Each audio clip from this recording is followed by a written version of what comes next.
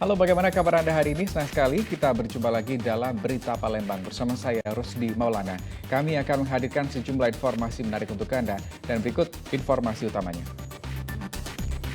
Polisi tangkap 3 pelaku pengeroyokan terhadap seorang pencuri motor di Ogan Ilir. Para pelaku terancam maksimal 15 tahun penjara.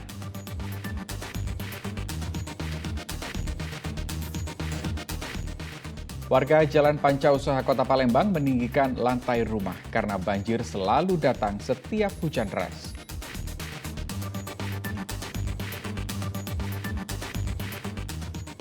Seorang bapak di Kabupaten Ogan Komering Ulu Timur yang miskin harus berjuang untuk mengobati putrinya yang menderita pembengkakan jantung dan paru-paru.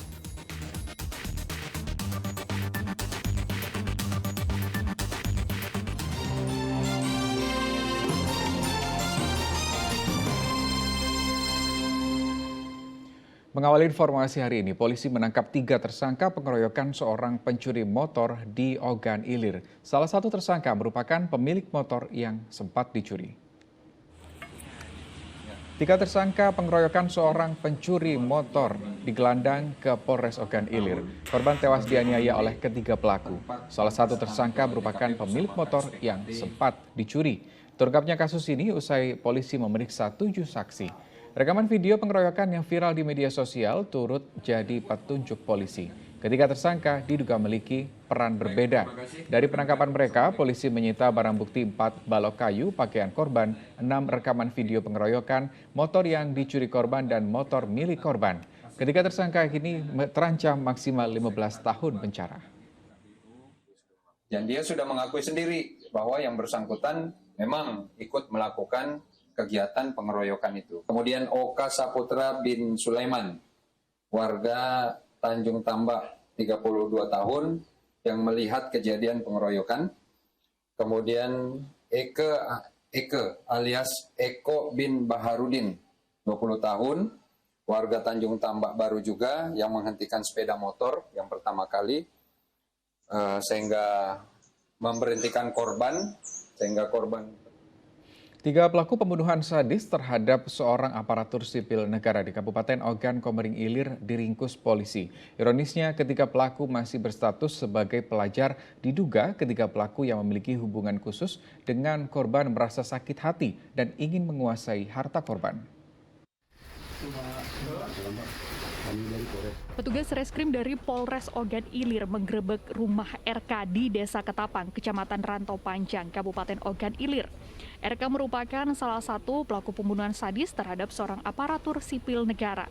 Kedatangan polisi sempat membuat tersangka panik dan terkejut. Namun tersangka tidak dapat berbuat banyak. Ia dengan mudah diringkus polisi. Polisi lalu mengembangkan kasus ini dan mengangkat rekannya yang berinisial AG yang berada di Desa Sejangko, Kecamatan Rantau Panjang, Kabupaten Ogan Ilir. Kedatangan polisi sempat membuat orang tua tersangka panik dan terkejut. Pelaku yang sedang berada di dalam kamar saat polisi datang dengan mudah ditangkap tanpa melakukan perlawanan. Usai menangkap kedua tersangka, polisi menangkap tersangka lain yang berinisial LU di Desa Ketapang, Kecamatan Rantau Panjang, Kabupaten Ogan Ilir. Ketiga tersangka ini merupakan pelaku pembunuhan sadis terhadap seorang aparatur sipil negara bernama M. Iskak. Ironisnya, ketiga pelaku ini berusia remaja dan berstatus sebagai pelajar di Kabupaten Ogan Ilir. Kasus ini dilatar belakangi rasa sakit hati dan faktor ekonomi. Para tersangka yang memiliki hubungan terlarang dengan korban ini merasa sudah tidak mendapat perhatian lagi dari korban. Mereka tidak lagi diberi sejumlah uang oleh korban. Atas dasar ini, tersangka RK pun lalu mengajak 2 rekannya menghabisi korban dan merampas harta benda miliknya. Setelah melakukan pembunuhan, ketiga pelaku melarikan diri dengan mengambil HP milik korban serta 1 unit sepeda motor yang dijual di daerah Ogan Ilir dan hasilnya dipergunakan untuk membeli narkoba jenis sabu-sabu yang dikonsumsi oleh para pelaku ini bertiga. Kasus pembunuhan sadis yang menewaskan M. Iskak ini terjadi pada 14 Februari 2023. Korban ditemukan tewas mengenaskan dengan tubuh penuh luka tusuk dan terikat tali. Jenazah korban ditemukan keluarga di dalam kamar mandi rumahnya di Desa Kijang Ulu, Kayu Agung, Kabupaten Ogan Komering Ulu. Bersama ketiga tersangka ini, polisi telah menyita sejumlah barang bukti termasuk tali jemuran, gunting, dan parang yang digunakan untuk menghabisi nyawa korban. Atas perbuatannya, polisi menjerat ketiga tersangka dengan pasal berlapis tentang pembunuhan berencana, pasal tentang pencurian disertai kekerasan yang ancaman hukumannya 20 tahun penjara atau seumur hidup atau bahkan hukuman mati. Dedi Irwansyah melaporkan dari Kabupaten Ogan Komering Ilir. Kita ke informasi lain, pengiriman puluhan ton batu bara ilegal di Desa Batu Kuning, Kecamatan Batu Raja Barat, Ogan Komering Ulu berhasil digagalkan polisi. Selain menyita barang bukti, polisi juga menangkap 6 pelaku. Kini polisi tengah memburu pemilik tambang batu bara ilegal dan pembelinya.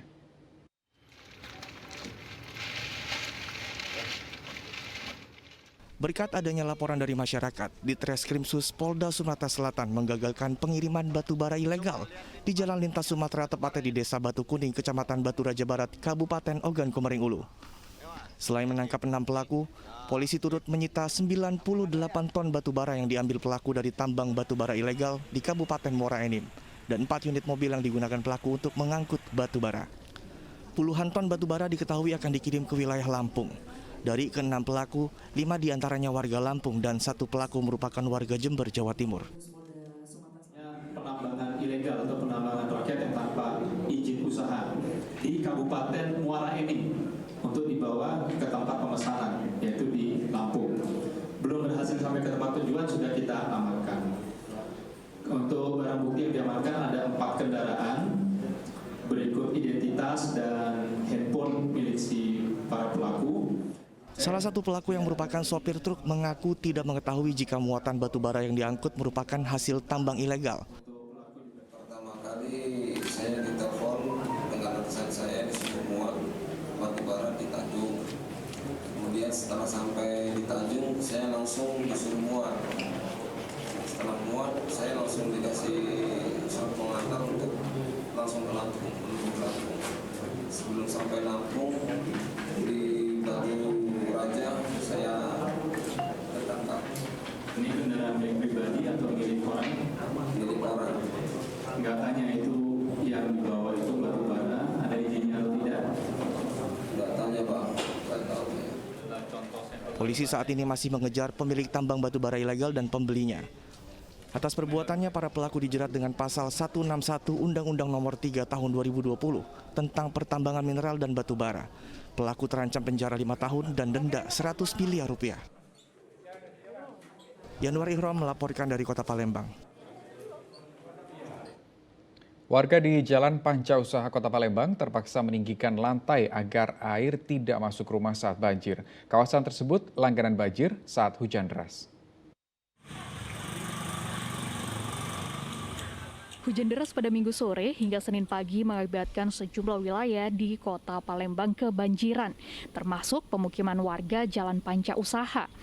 Daerah ini sejak lama langganan banjir bila hujan turun deras. Untuk mengantisipasi air tidak masuk rumah, warga terpaksa meninggikan lantai rumah. Masa sini lah. Dengkul ya? Dengkul. Ini tadi banjir sampai mana? Sampai di sini, baik cuman masuk. Oh, masuk ya. Ini rumah kita sudah ditinggikan apa? Memang dari awal saya ini? Diganti lagi, dihancurin dulu. Oh, karena banjir ini ya? Ya. Banjirnya apa ini, Dek? Sebab apa? Nggak tahu sebab apa. Kalau hujan turun, Be? Itu naik dia. Oh, kalau hujan turun deras, banjir? Ya. Berarti langganan sini, Dek? Ya. Warga berharap pemerintah setempat segera memberi solusi terbaik agar masalah banjir tidak terulang kembali. Yanuar Ihram melaporkan dari Kota Palembang. أعوذ بالله من الشيطان الرجيم بسم الله الرحمن الرحيم. Inilah puncak dari semua tahapan kompetisi membaca Al-Quran. Babak grand final Korik Cilik Indonesia. Assalamualaikum warahmatullahi wabarakatuh. Korik Cilik Indonesia hadir lagi nih di Ajwa TV. Ya betul. Yuk teman-teman yang usianya 14 tahun ikut lomba membaca Al-Quran Korik Cilik Indonesia. Kirimkan video mengaji teman-teman ya ke email korikcilikindonesia2020 teman-teman sampai tanggal 28 Februari 2023 ya. Wassalamualaikum warahmatullahi wabarakatuh.